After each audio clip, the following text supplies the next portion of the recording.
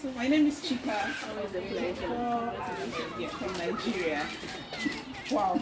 And so I don't know the words to use, but I'm so grateful to RBC because from the word go, you've been working with me when I got into Canada. And I'm so grateful.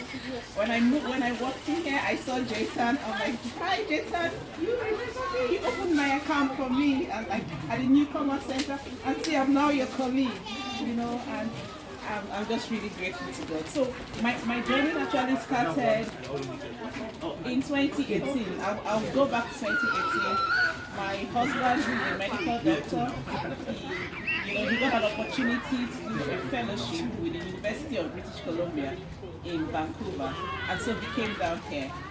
And we were still back home in Nigeria, and when he came down to Vancouver, he met people and was like, okay, I don't think I want you guys to come because the pathway for doctors is something else. I cannot start all over again. I'm already a consultant nephrologist.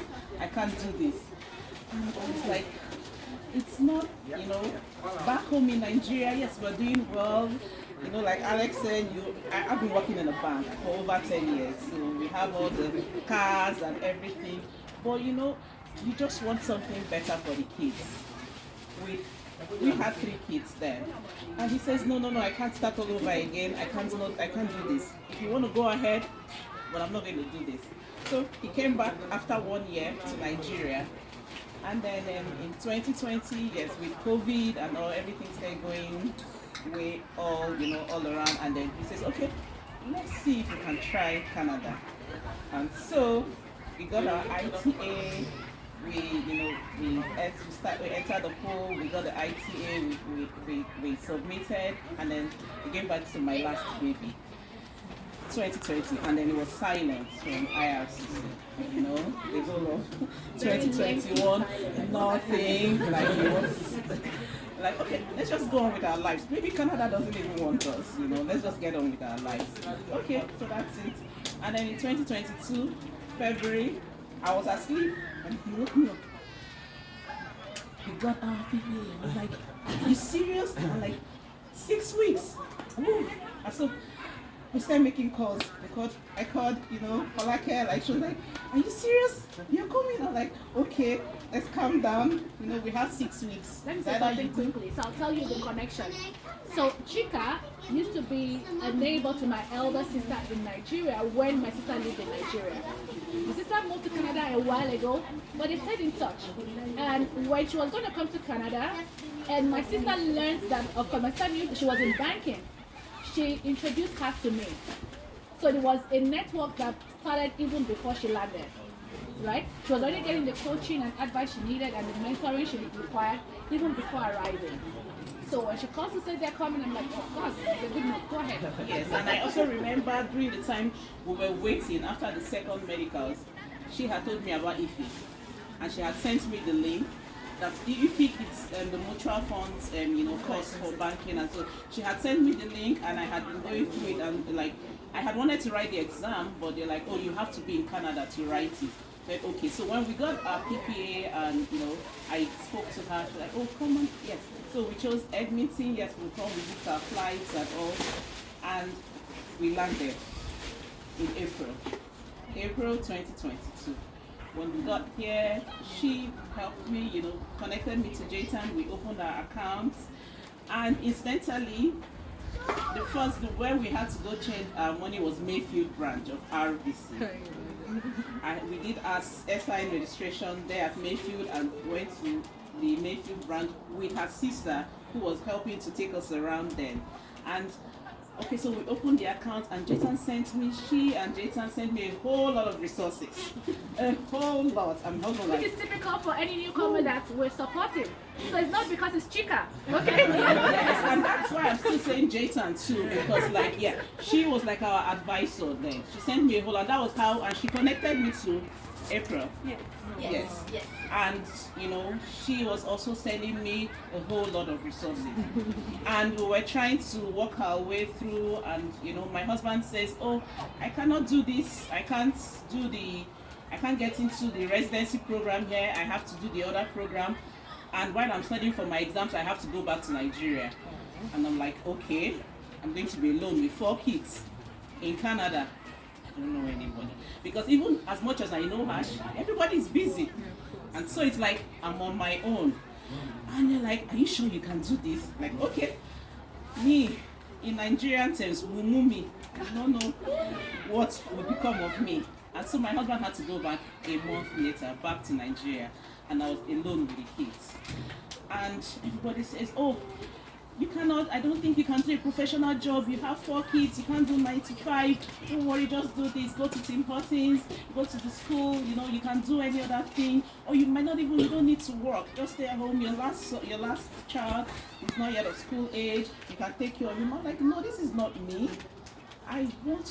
This is not what I want to do. I was like head of operations in Nigeria, in my branch in Nigeria. And I've always been like a professional. No matter, like, I had kids and all. Yes, it was easier back home because you had all kinds of help and all.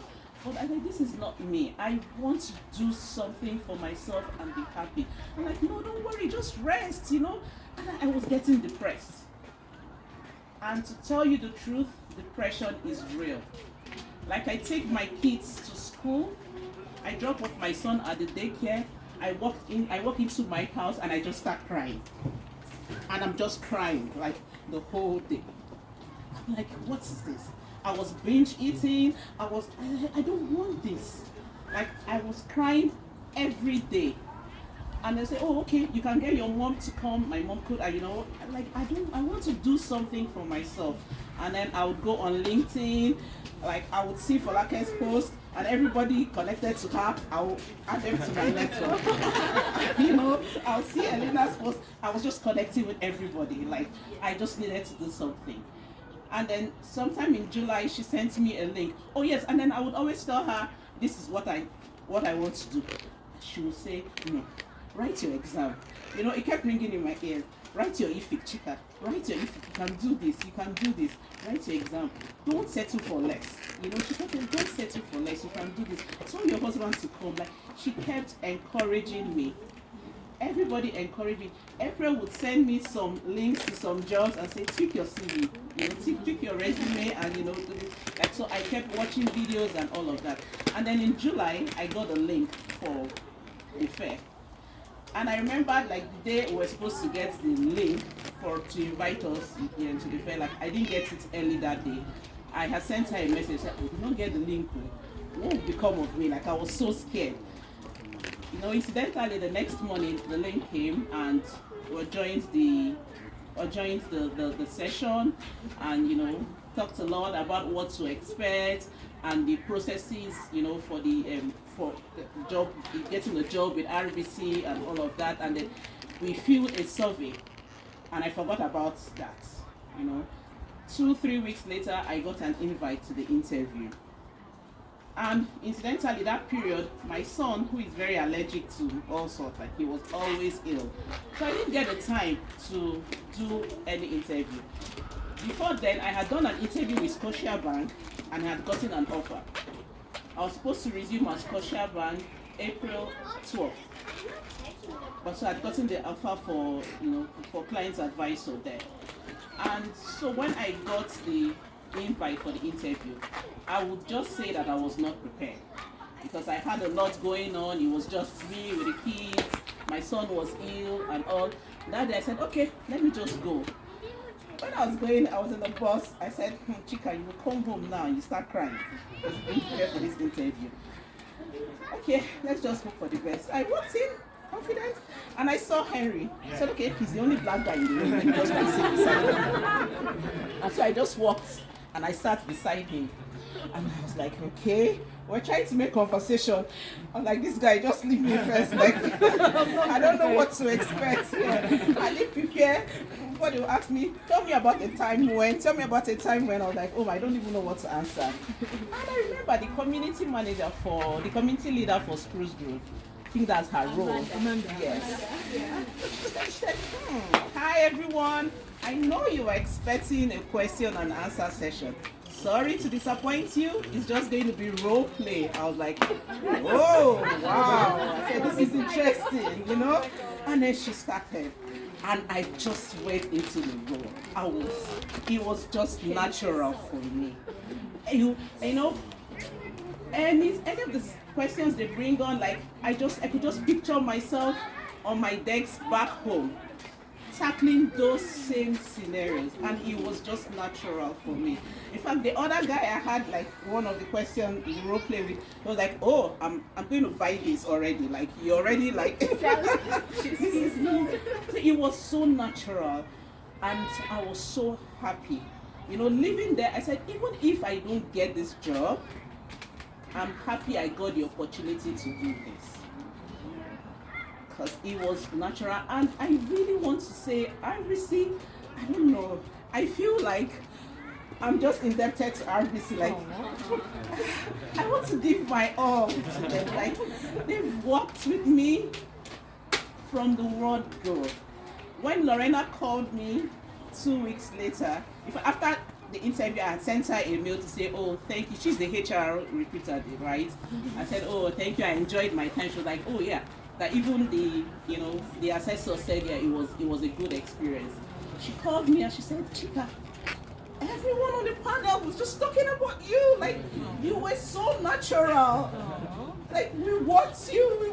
I'm like, oh my gosh, is this me? You know, Nigeria would say, now me disease. My husband was like, are you serious? You got a job? Like, I want to start coming back. You know? Like, I'm booking my flight right now. So, like, you are meant for this role. I just want to say, you know, the focus, and even if everything was like going down all around me, like, I'll come home, I'll cry to sleep, I cannot do this and all, but I kept pushing.